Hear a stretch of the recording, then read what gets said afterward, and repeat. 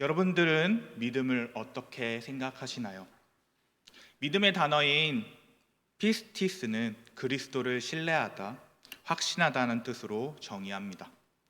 그러므로 믿음이라는 것은 하나님을 신뢰하는 것이고, 우리는 하나님을 신뢰함 속에서 마음에 우러나는 확신을 가지고 나아가는 것이며, 믿음은 예수 그리스도께서 우리를 구원하신다는 확신을 갖는 것이죠. 그렇지만 믿음인 그리스도를 신뢰하는 것이 어려울 때가 있습니다.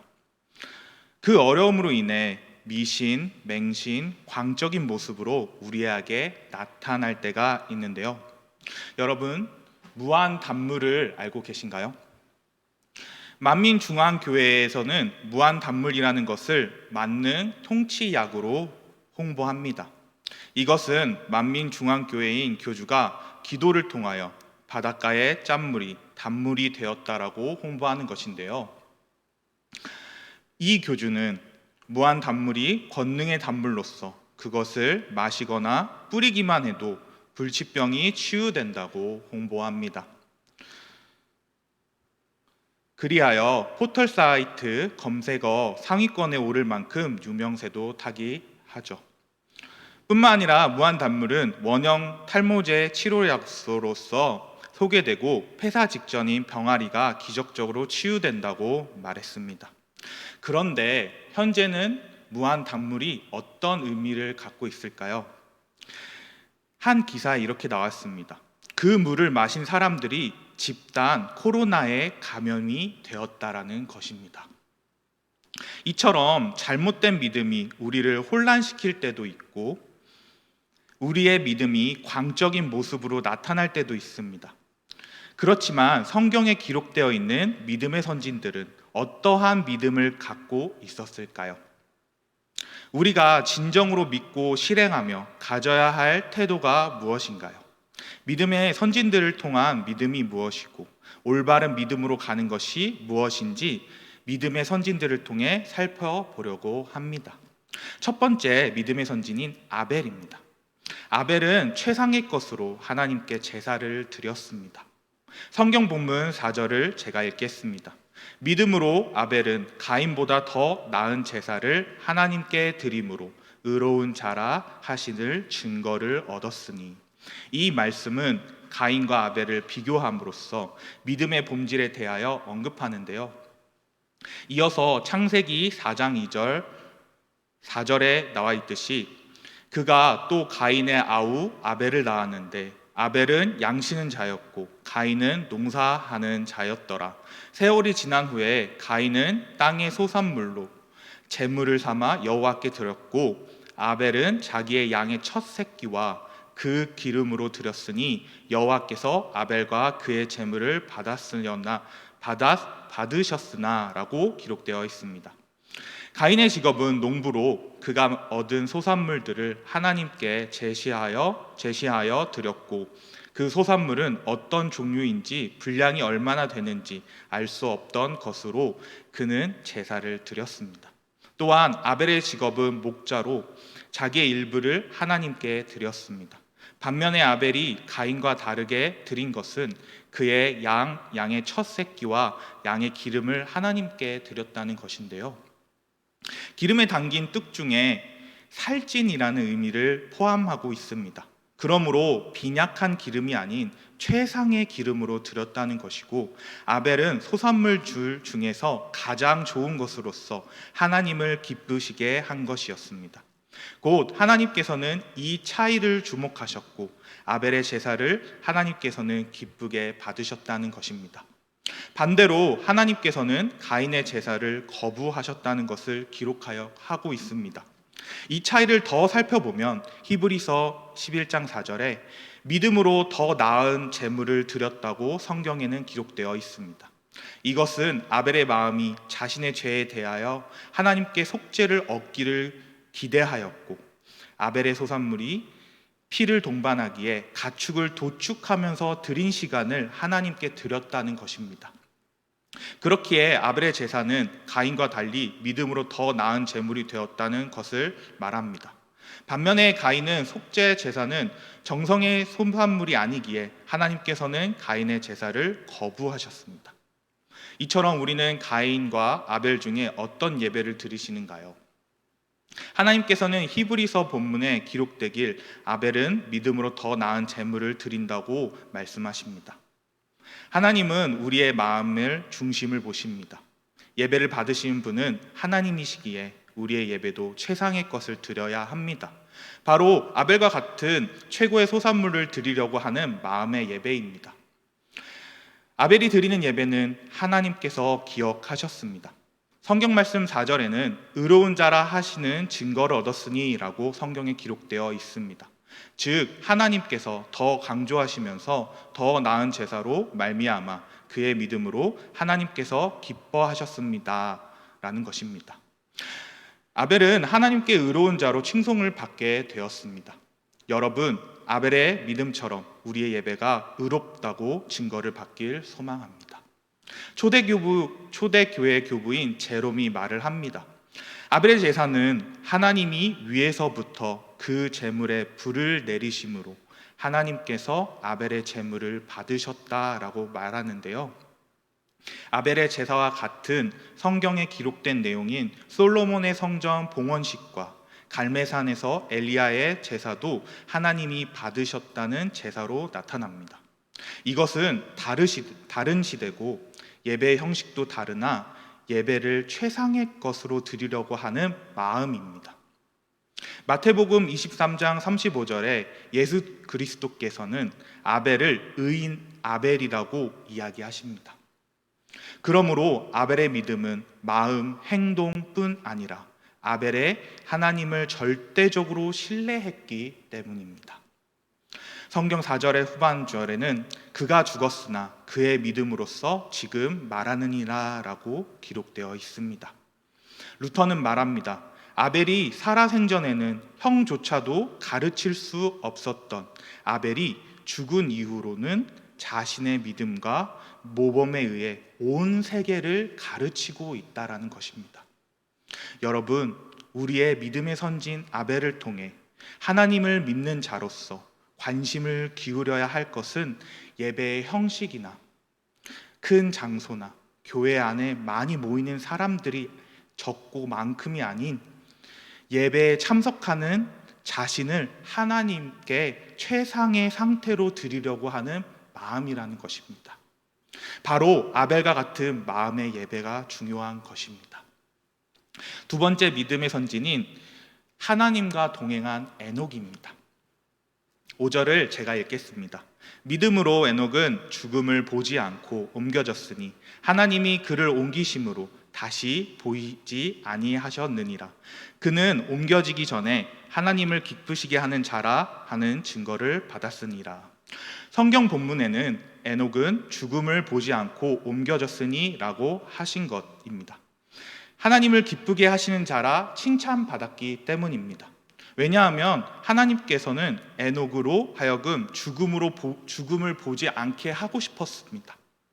그가 살아있을 때 옮겼다는 의미로 말을 하는데요. 그렇다면 왜 하나님은 에녹을 옮기셨을까요? 에녹이란 이름의 뜻은 감화시키다, 가르치다, 또한 전수자, 선생이라는 의미를 담고 있습니다. 그는 신실한 신앙의 소유자로서 하나님과 동행하는 모범적인 삶을 살았다는 것을 볼 수 있습니다.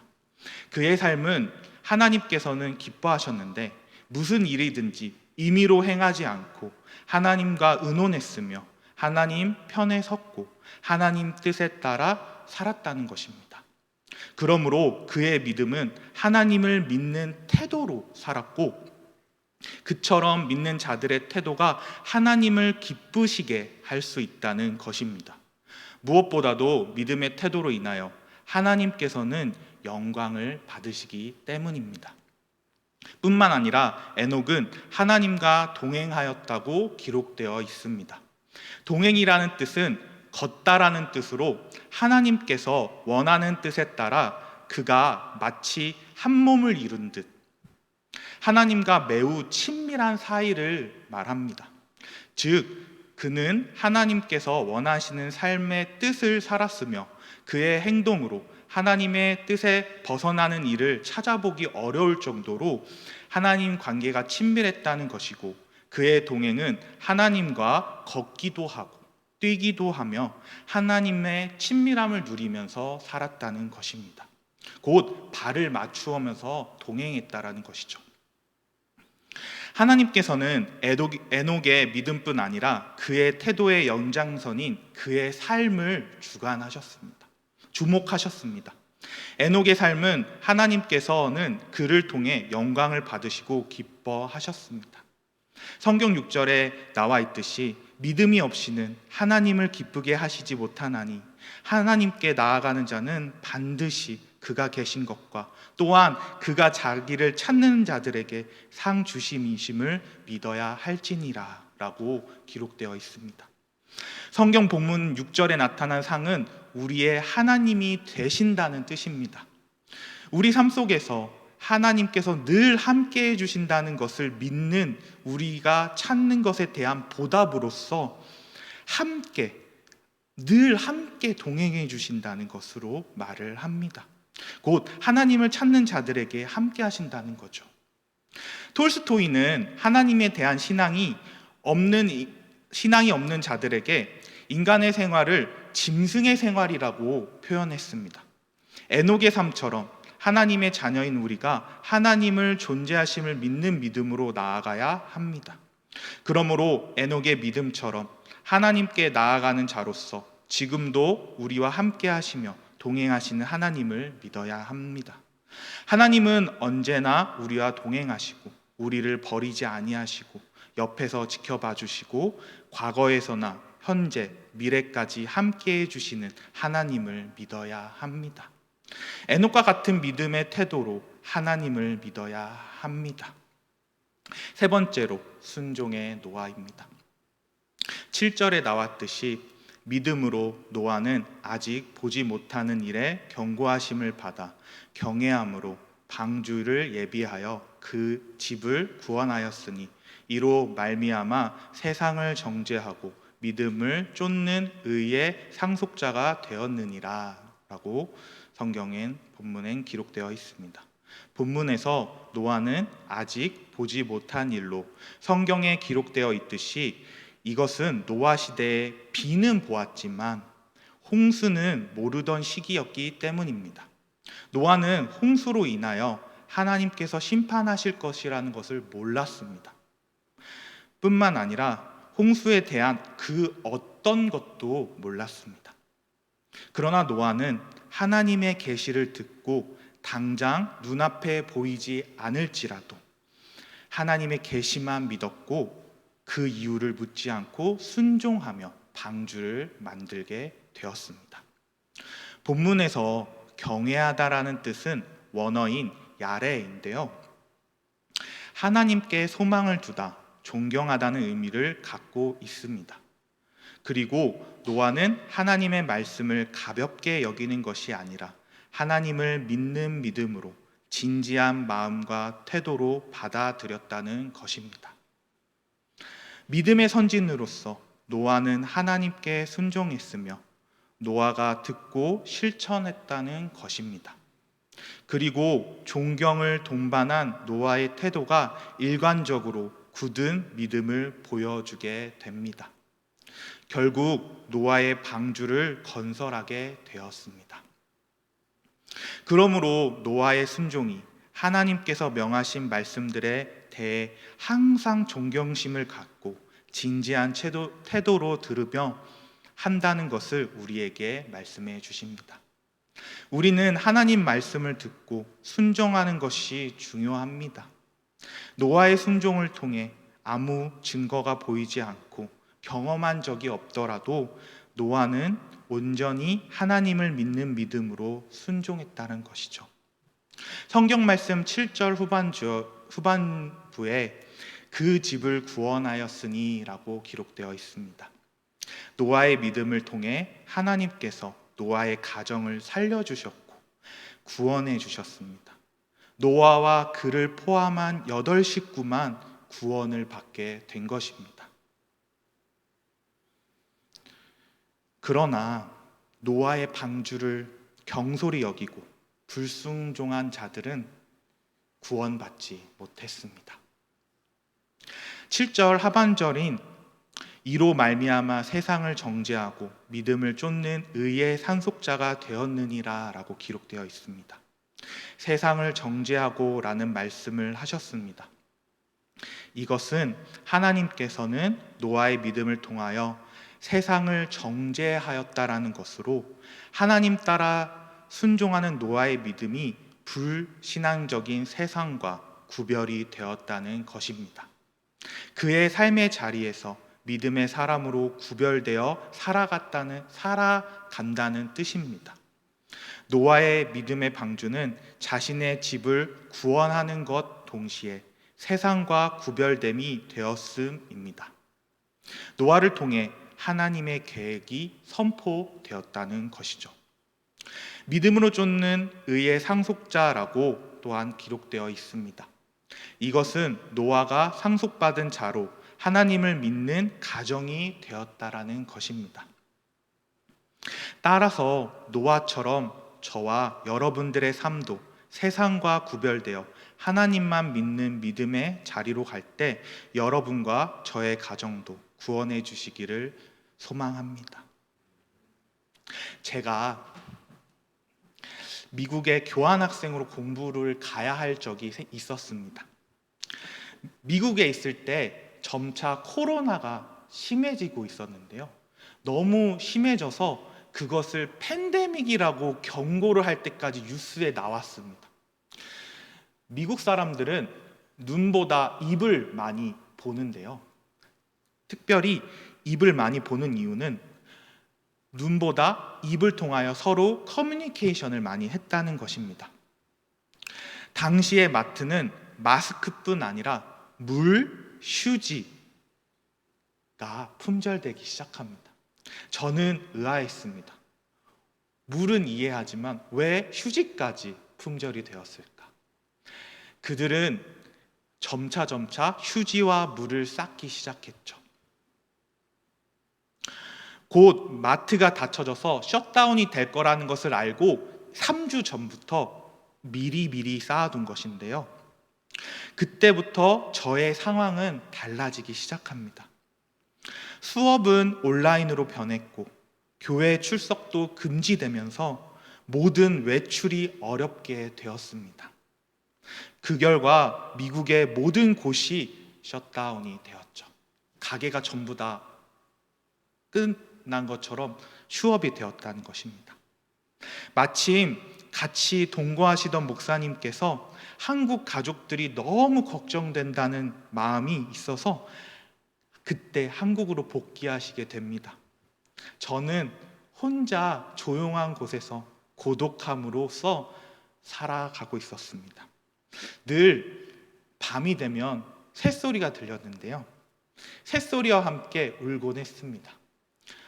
내가 여기까지 와서 뭐 하고 있는 거지? 라면서요. 저는 너무 억울한 심정과 또한 저에 대한 내가 이것이 확신하고 왔는데 이게 하나님을 믿는 믿음이 아닌가? 라는 고민이 들기 시작합니다. 그리고 집에서 전화가 오기 시작합니다. 어머니와 친구의 전화였는데요. 어머니와 친구가 이렇게 얘기했습니다. 원기야, 그만 거기서 공부하고 돌아와. 어차피 온라인으로 수업하고 어차피 거기 있어야 넌 영어를 할 수가 없잖아. 말 한마디도 못하는 그 장소에서 너는 뭘 할 수 있겠니? 라고 이야기하십니다.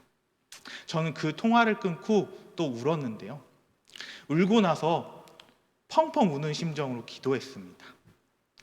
그때 하나님이 아주 작은 음성으로 얘기해 주셨습니다. 너를 보내신 이도 하나님이시고 너를 구원하신 이도 하나님이다. 미국으로 너를 보냈기 때문에 난 너를 보호할 것이다 라고 얘기해 주십니다.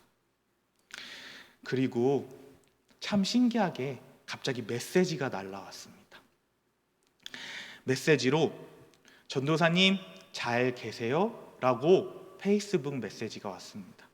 그 집사님은요, 저랑 같이 수업을 듣던 분이셨습니다. 그러나 7가지 수업 중에 단지 한 수업만 들으시는 분이었고, 저랑은 인사만 하던 사이였습니다. 그 인사만 하던 집사님이 어느 날 기도하다가 음성을 들었다고 합니다. 원기 전도사님께 연락을 해봐라 라고요. 저는 그 집사님을 통해 마트를 갈 수 있게 되었고, 저는 물을 먹을 수 있게 되었고, 밥을 먹을 수 있게 되었습니다.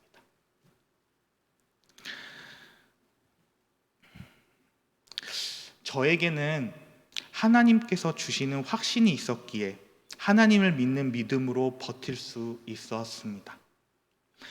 모든 것들이 하나님 뜻 가운데 이루어졌었습니다. 믿음은 바라는 것의 실상이요 보이지 않는 것의 증거니라고 말씀하십니다. 믿음의 선지인들인 아벨의 마음, 하나님과 함께 동행한 에녹, 하나님 말씀대로 순종하여 구원을 얻은 노아, 그의 가정처럼 믿음으로 하나님을 신뢰하고 확신하는 우리와 우리 가정이 되길 소망합니다. 또한 믿음의 선진들로 본받아 하나님께서 기뻐하시는 믿음으로 나아가셔야 합니다. 마치면서 모든 자리에서 우리의 믿음의 선진들이 되어야 합니다. 그래서 하나님을 믿는 자로서 본이 되어야 하고, 하나님을 믿는 따름으로 우리 모두가 하나님께서 이루실 것을 믿으셔야 합니다. 그 기대함으로 믿음의 선진들이 보여줬던 믿음을 갖고 사는 여러분들이 되길 소망합니다. 다 같이 기도하시겠습니다.